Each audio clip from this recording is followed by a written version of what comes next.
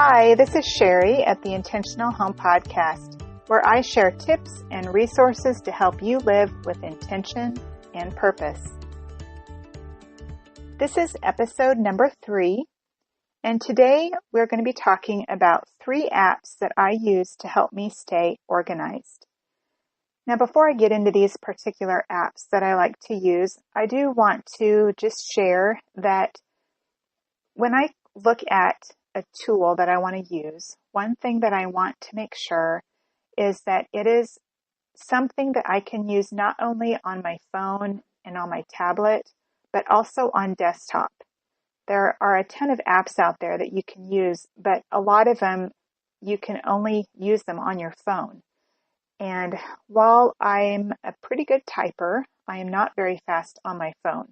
And so having an option that allows me to log in on my desktop and type in the information, if I have a lot of information I want to put in there, it's just an easier way for me to do that, and I don't get as frustrated and feel like I'm spending all of my time just trying to get the information into the app. So just a prerequisite that is one thing that I do consider before I look at a tool or an app that I want to use. So the 3 apps that I'm going to look at today are Google Calendar, Evernote, and Wunderlist. So the first one is Google Calendar. I guess it's not really an app. I mean, it's a program. It's free that you can get online and access along with a lot of other Google products. But Google Calendar is something that you can access on all of your devices. There are apps that you can put on your phone and on your tablets and on any kind of device, whether it's iOS or Android. And the one thing I love about it is that I can take my calendar with me wherever I go. If I'm out and about and I am at the doctor's office or the chiropractor or the dentist and I need to make an appointment, I can pull out my phone, pull up the calendar, and I can easily see if I've got an opening at the time that they want to set an appointment. So that's one thing I love about the Google Calendar is that I can take it with me wherever I go. Another thing I love about it is I can set items to repeat. So I'll get into this a little bit more later when I talk about how I use Google Calendar, but you can actually put in like a to-do type item and have it repeat like every week or once a month or twice a year, whatever you want to put in there. But I love that it allows me to do that. And then also it's free, as I mentioned before.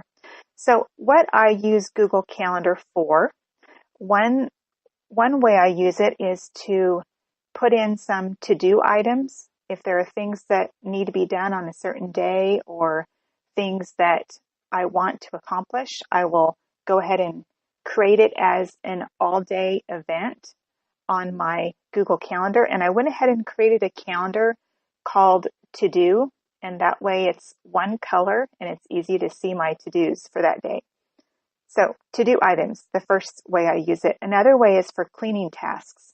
I do set up my cleaning calendar in Google Calendar just because it's easy to set up recurring items like, for example, your weekly cleaning tasks like cleaning the bathrooms or washing the sheets or vacuuming, things like that happen on a regular basis, and also more seasonal type items like changing out your furnace filters. I have that put in to remind me like every 3 months or so to change out the furnace filters.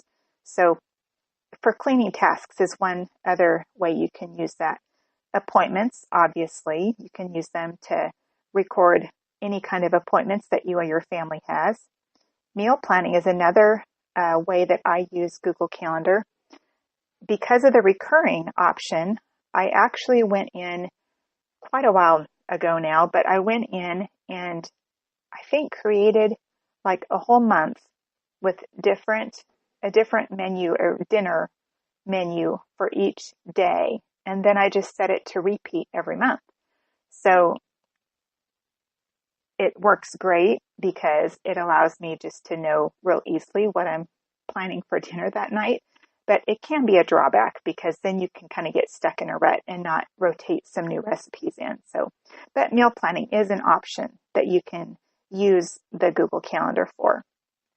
And then, of course, just your daily schedule. I like to block schedule, where I schedule blocks of time, like for our homeschool, blocks of time when I work on my blog, blocks of time, just for free time or family time. So you can block those out in Google Calendar as well. So I'm going to include some links in the show notes to some blog posts that I've done and a video on using Google Calendar. I will put those in the show notes so that you can have those to go look up some more information on how to use Google Calendar. So the second app I want to talk about is Evernote. Evernote is kind of like a word processor, like Microsoft Word. You can type into it and format text and do all different kinds of things, insert pictures, insert files. And then it also allows you to organize them into folders and into notebooks. And you can use it for all different kinds of things. But again, this app meets my criteria of working on all devices, whether iOS or Android. It also has a desktop app so that you can pull it up on your desktop and type. So it fits all of my requirements for an app that I want to use. So what I use Evernote for, I have a lot of different things I use it for. My Evernote account is pretty large, has a lot of different things, but I use it to keep personal records, like things like my kids' height and weight, things like that. I use it for homeschool planning.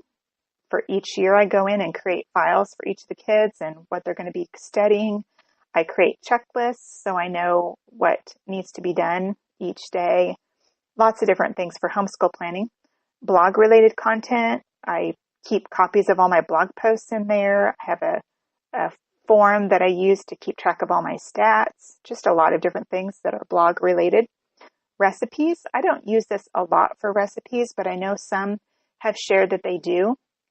And they keep folders for specific, like main dishes, desserts, breakfasts, breads, however you want to divide up your recipes. And they keep notes under each of those in those folders with recipes that they've found online. So that's a fun way that you can keep all your recipes together if you like to store them online like that. My goals, I use it as one kind of a place to store some of my goals that I want to work on, personal goals, business goals, different goals I have for homeschooling, things. So I use that to set goals. And then also I use it to store website links, important websites that I want to go to, things like that. So as you can see, Evernote is a widely diverse app. You can really use it for a lot of different things. You can customize it and use it for what works best for you. The last app I want to look at is Wunderlist, and it also meets all the criteria. It's free. It works on all devices, on iOS and Android, and on the desktop as well. What I like to use Wunderlist for is to kind of keep track of to-do lists or projects that I want to work on. Sometimes when I think of something that I want to get done, I don't really have a place to put it. I don't want to put it on my calendar because I'm not ready to really start doing it. And so I will put it into Wunderlist, and I'll actually write the name of the project or whatever I want to do. And then I'll actually under that go in and import a whole list of step-by-step items of things I want to get done. Kind of just brain dump everything I can think of. And then I have folders in there for home and personal and for my blog, so I can kind of separate out the projects so I can easily see the kinds of things I want to get done. And then what I do is every week when I have my weekly review on Saturday morning, I sit down with my calendar and my bullet journal, and I go in and look at my project lists that I have in Wunderlist, and I decide if there's any of those projects that I want to get some work done on that week. And if I do, then I'll go in and pick out which line item, which individual step that I want to do, and I'll add that in my bullet journal. I'll add it to that week. I'll include a link to a post about how I am using a bullet journal for my weekly planning. But anyway, it's just a nice way for me to have those lists out of my head, and then allows me to go in and enter those in to my calendar each week and work away at getting those projects done. And then once I get them done, I go back in Wunderlist and check off that I've gotten those steps done. And then the next week I can go in and choose some more. So that is how I've been using Wunderlist to keep track of kind of some to-do items.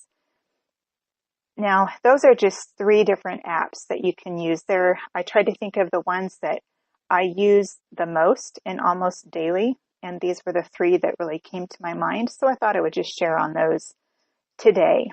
I know there's a lot more out there and a lot of different options. There's a lot of different types of to-do list apps that you can find, but again, I wanted something that I can access on the desktop as well as mobile devices so that I could easily go in and type changes or add content if I want to easily and not have to be plucking away on my phone. So that is all I'm going to share today. I hope that you have learned something new, and maybe you want to give one or all 3 of these apps a try in helping you stay organized and be more productive. So thank you again for joining me here at the Intentional Home Podcast. Be sure to subscribe to the Intentional Home Podcast in iTunes or your favorite podcast player. For more information about my podcast and for the show notes with links to blog posts and some of the resources that I mentioned in this episode, you can go to my podcast page at sherrygraham.com/podcast. Thank you and have a wonderful day.